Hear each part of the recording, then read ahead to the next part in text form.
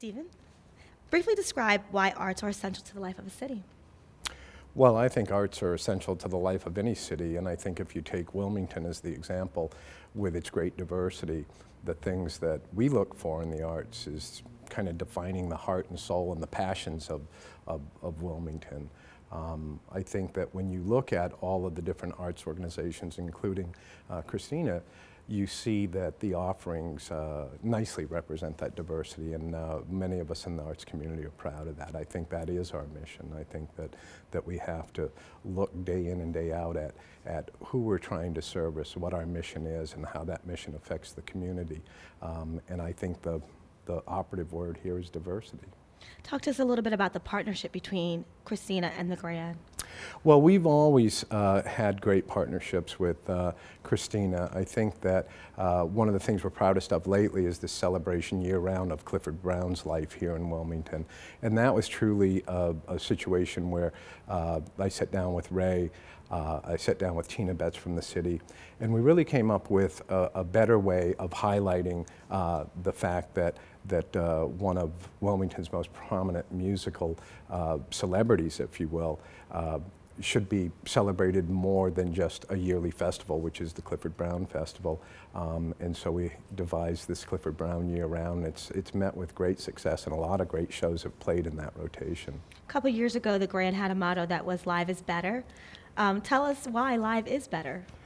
Well, I think that as we move more solidly into the kind of technology that can almost bring you that live experience. I mean, if you've gone to Theater N and watched some of their high definition opera performances and things of that nature, it really does get you close. The sound is great, the visual is great, but there's nothing like the community that is a full theater, seeing each other, talking to each other pre and post show, and really communing in a way that is more and more absent from everyday life due to this technology.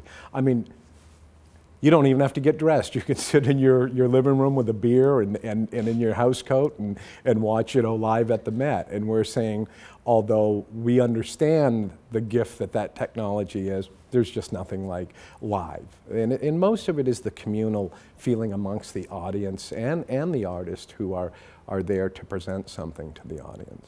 Tell us a little bit about your personal experience with the arts. How has it affected your life? Oh, from an early age, I grew up in the Massachusetts school system where field trips, and many field trips, usually 4 or 5 a year, were part of the curriculum. And being just outside of Boston, out in Western Mass, more often than not, it was a trip to the Boston Pops with Arthur Fiedler, or the Freedom Trail in Boston, or all of these things that have to do with our history and culture and who we are as people. And I often tell the story that all those years ago when a field trip was almost kind of a forced part of the curriculum, we'd go to Boston Pops and like, 8 and 9 years olds typically are, we'd do a bit of misbehaving and not appreciating the art as much as we probably should have. But years later, that memory is burned into my heart and soul. I mean, I saw Arthur Fiedler, the great Arthur Fiedler, 2 or 3 times conduct a very capable Boston Pops. So art's always been a part of my life, whether it's music, I think sports of all type, that's art, it's a different art form. So I enjoy all of those kinds of things, and I think that while I say it defines the heart and soul and the passion of a community, I think it does the same for individuals. What do you say to potential funders that, how do you get them to support what's going on at the Grand, what's going on here at Christina? How do you get them to spend their dollars? That's an interesting question, because it's one that I do have a very specific opinion about. The Grand exists as this really dominating physical structure on Market Street. We have the ability to put up really eye-catching shows that generate all kinds of excitement, large capacity attendance, and that kind of thing. But I find it ironic that an arts organization like Christina, which has so much effect at the street level, that some of these programs are virtually invisible. They don't have a big show to wow everybody. I can do, a Jackson Browne, and that night all of the things that we do are part of the message to the attending audience, whether it's photographs on the wall or something in your brochure or the evening's program. We have a multitude of ways to really say to the community, we're doing things that matter.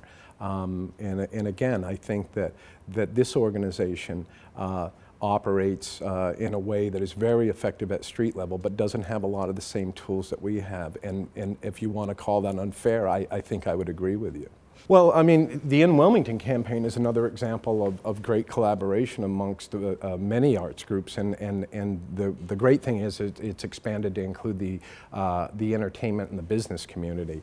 And what it is essentially is, after hearing from our customers and many of the arts organizations hearing from their customers, that there was a certain amount of confusion in trying to decipher really what was going on in Wilmington, what the menu of choices was. You know, you have to go to the Grand website, and then you have to go to Christina's website, and we thought that if we could centralize that information and that message, that it would be beneficial to all of the people who are striving to do things for the community. And so far, it's been a great project. We have all of the arts and all of the entertainment community involved. We have support from the state of Delaware. We have support from private funders. We have all kinds of grassroots support based on that appeal that you would be able to go to one place and really find out what's going on all over the city, whether it's a restaurant special, whether it's a performance at the Grand, or the programs here at Christina. It's kind of one-stop shopping, and I think that when you focus the message and centralize the message, we get that message out there more clearly into a wider base of potential patrons. So that one's been fun. It really has. Thank you very much, Stephen. Great. Yep, that's it.